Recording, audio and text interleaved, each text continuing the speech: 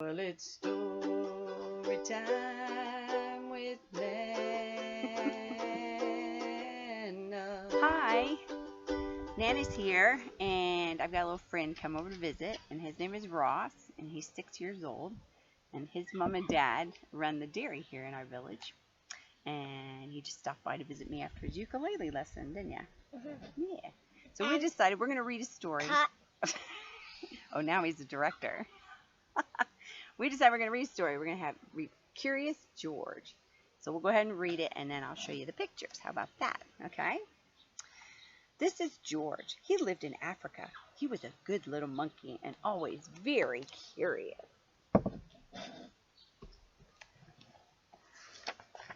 One day, George saw a man. He had on a large yellow straw hat. The man saw George, too. What a nice little monkey, he thought. I would like to take him home with me. He put his hat on the ground, and of course George was curious. He came down from the tree to look at the large yellow hat. Yes, love, what is it? The yellow man is sticking out of his butt. Oh, thanks for noticing. He looked like. Okay, well that's fun. The hat had been on the man's head. George thought it would be nice to have it on his own head. He picked it up and put it on. Excuse me, bugger. Bubba. The hat covered George's head. He couldn't see. The man picked him up quickly and popped him into a bag. George was caught. Wah, wah.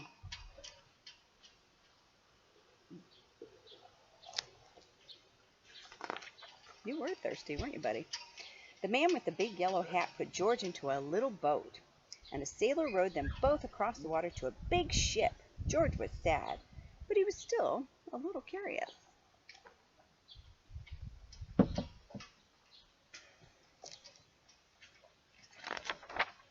On the big ship, things began to happen.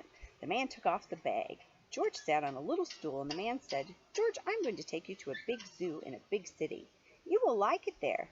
Now run along and play, but don't get into trouble." George promised to be good, but it is easy for little monkeys to forget. And cut. On the deck, he found some seagulls. He wondered how they could fly. He was very curious. Finally, he had to try. It looked easy, but... What?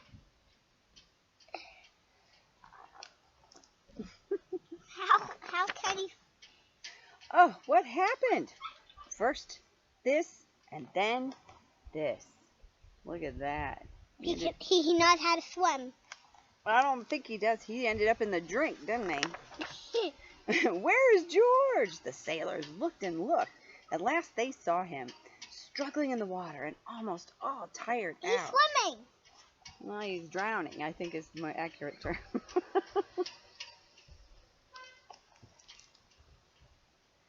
I think instead of looking happy, I think he looks desperate. Man overboard! The sailors cried as they threw him a life belt. George caught it and held on. At last he was safe on board. Whew. George was funny. Wow, he is silly, isn't he? Yeah. After that, George was more careful to be a good monkey, until at last the long trip was over. George said goodbye to the kind sailors, and he and the man with the yellow hat walked off the ship onto the shore and on into the city to the man's house. But the word hot. You know he's going to get into trouble, don't we? Yeah, the big grumpy. After a good meal and a good pipe, George felt very tired. Look at that, he's smoking a pipe. Doesn't he know that's bad for him, eh? What a naughty little monkey. He crawled into bed and fell asleep at once. Oh, look at that, he's just knackered, wasn't he? Where's that big angry dude? What angry dude? Hold on, we're not even halfway, I don't think. Well, the next morning, the man telephoned the zoo. George watched him. He was fascinated. Then the man went away. Well, George was curious.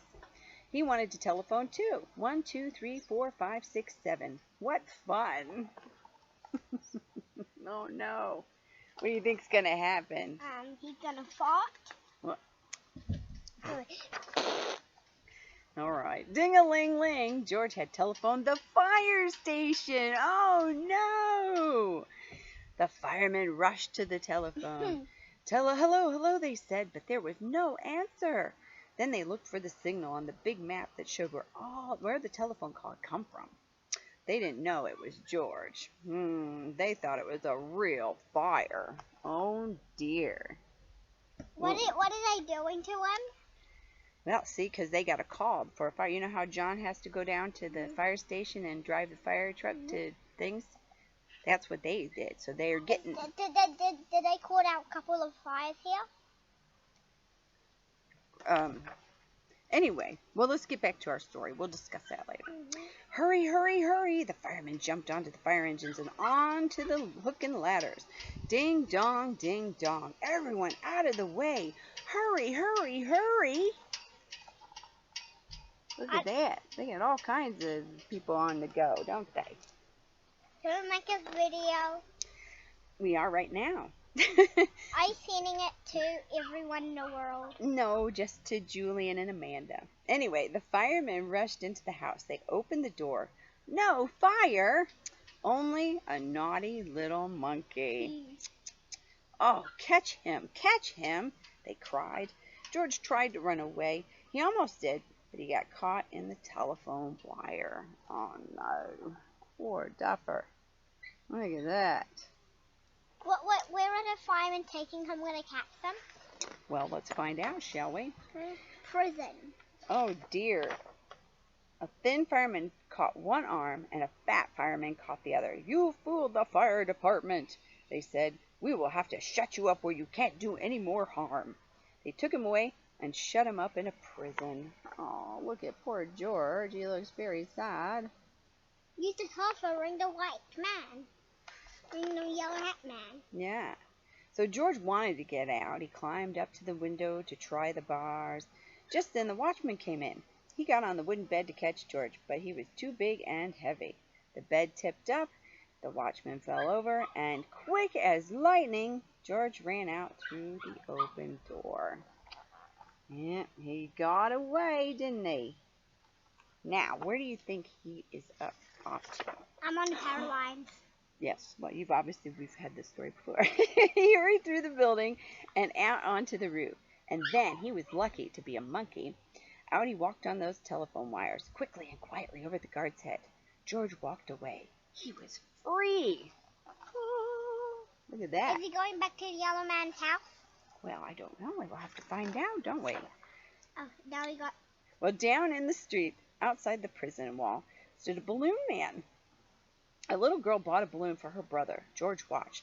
He was curious again. He felt he must have a bright red balloon. He reached over and tried to help himself. But...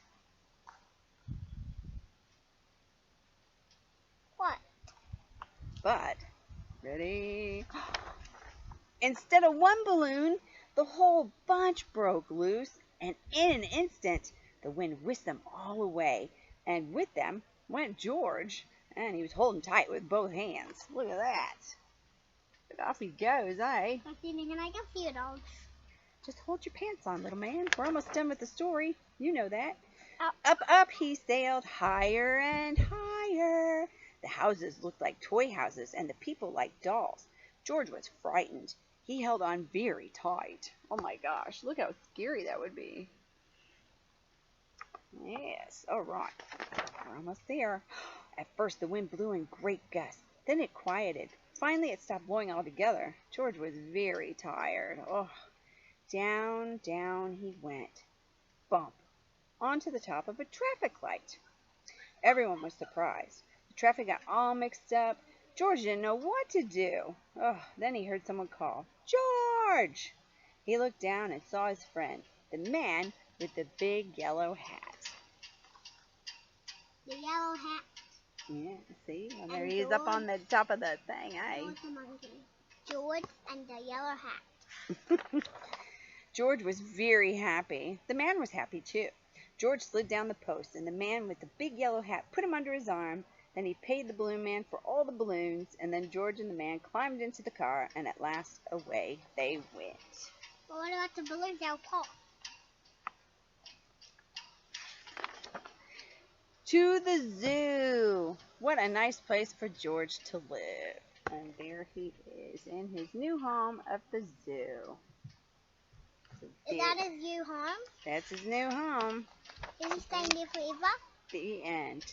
I guess. I don't know. It's just a story, so you don't have to worry about his welfare. All right. Well, that's the end of this story. Say goodbye, Ross. Bye. Bye. All right, Julian. Love you. Nana loves you. See you later.